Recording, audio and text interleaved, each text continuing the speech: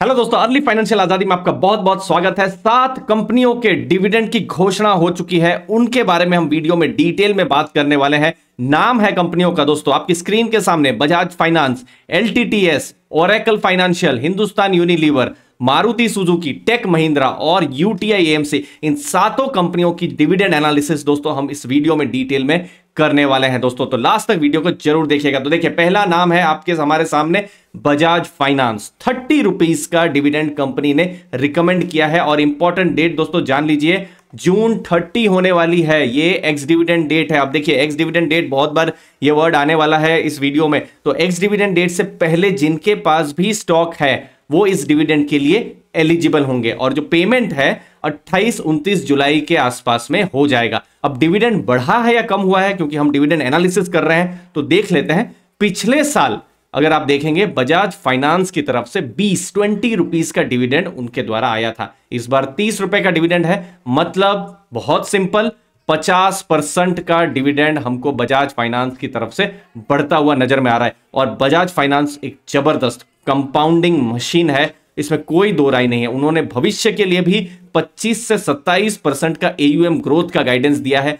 Profit growth का भी guidance उन्होंने 23-24% का दिया है, जो कि स्ट्रॉन्ग गाइडेंस कहा जाएगा। रिजल्ट्स की मैं अगर बात करूं तो सिर्फ मैं आपको यहां प्रॉफिट से बता दूं। देखिए, 7028 करोड़ का प्रॉफिट पिछले फाइनेंशियल ईयर में था और इस बार प्रॉफिट देखिए 11508 करोड़ का प्रॉफिट। 64% यहां पर प्रॉफिट बढ़े हैं।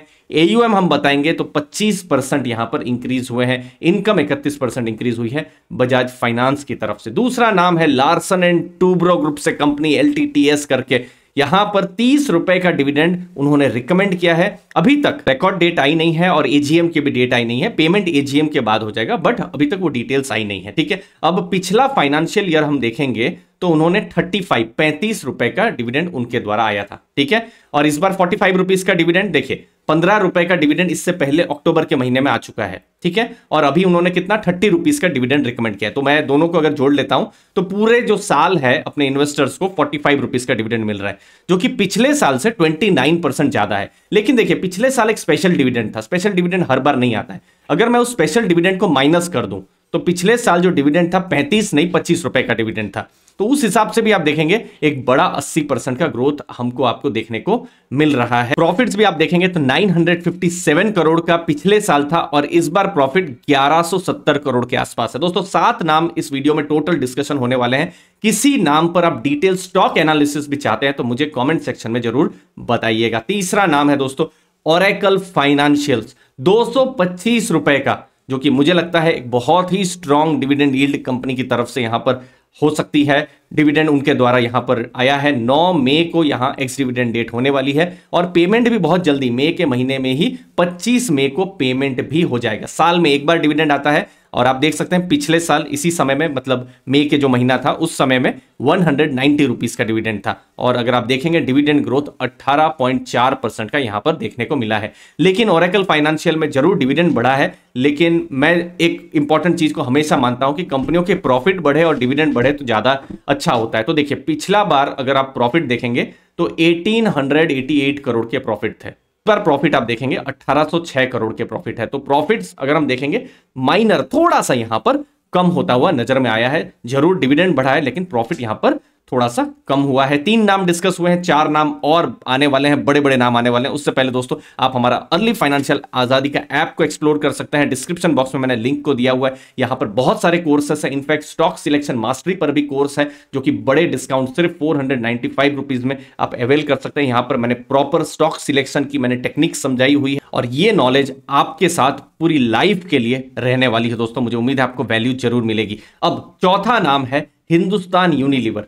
22 रुपए का डिविडेंड उनके द्वारा रिकमेंड हुआ है और डेट को भी आप नोट कर लीजिए, 19 जून ये एक्स डिविडेंड डेट होने वाली है और जो पेमेंट है एजीएम होने वाला है। अब देखिए, बहुत सारी अभी जो फाइनल रिजल्ट्स आ रहे हैं कंपनियों के, एजीएम मतलब एनुअल जनरल मीटिंग होगी, तो एनुअल जनरल मीटिंग में ऑफिशियली डिविडेंड डिक्लेयर होता है और एजीएम के बाद पेमेंट होता है। तो अभी जून, जुलाई, अगस्त, सितंबर ये एजीएम का ही सीजन चलता रहेगा। ठीक है, तो एजीएम उनका जून 26 को होगा और एजीएम के बाद पेमेंट हो जाएगा। अगर आप देखेंगे प्रॉफिट ग्रोथ 13% का यहां पर आपको हिंदुस्तान यूनिलीवर में देखने को मिलेगा और पिछले साल के साथ अगर हम कंपेयर करते हैं तो पिछले साल डिविडेंड उनके द्वारा 34 रुपीज का आया था। अब देखिए HUL की अगर आप हिस्ट्री देखें, ये इन्फोसिस जैसा ही है। डिविडेंड एक बार आता है अक्टूबर के महीने में, मतलब जो एक 6 महीने जब खत्म हो जाते हैं, सितंबर का जब रिजल्ट अक्टूबर में आता है तब। तो 2021 में आप देखिए 15 रुपए था और इस बार 2022 में 17 रुपए का डिविडेंड था। तो डिविडेंड बढ़ा। फाइनल डिविडेंड 19 रुपए था और इस बार 22 रुपए है। तो डिविडेंड एक्चुअली में बढ़ा है। तो 34 रुपए से 39 रुपए डिविडेंड हुआ है, जो कि एक ग्रोथ जो लगभग 15% के आसपास की हमको डिविडेंड ग्रोथ देखने को मिल रही है हिंदुस्तान यूनिलीवर के केस में, और प्रॉफिट भी हमको बढ़ता हुआ नजर में आ रहा है। अगला नाम है दोस्तों मारुति। इनफैक्ट मारुति के नतीजों ने ये स्टॉक को, मेरे भी पर्सनली अगर मैं कहूं तो बहुत ही माइनर है। मैंने 5-6 साल पहले लिया हुआ था, लेकिन उसके बाद कुछ भी यहां पर एडिशन नहीं किया हुआ। लेकिन इन रिजल्ट्स ने मुझे मेरे एटलीस्ट रेडार में आया है। मैं अभी यहां बाई सेल ऐसा कुछ नहीं सोच रहा हूं, मैं खुद इनके रिजल्ट्स की अभी मैं इस मोमेंट में मैं स्टडी कर रहा हूं। 90 रुपीज का डिविडेंड उनके द्वारा रिकमेंड हुआ है और रिकॉर्ड डेट अभी तक आई नहीं है। और पेमेंट जो है वो हो जाएगा, जैसे AGM होता है तो सितंबर 6 को हो जाएगा। जी हाँ, आप ठीक ही सुन रहे हैं, सितंबर 6 को जो है पेमेंट हो जाएगा। तो डिविडेंड इस बार बढ़ा है।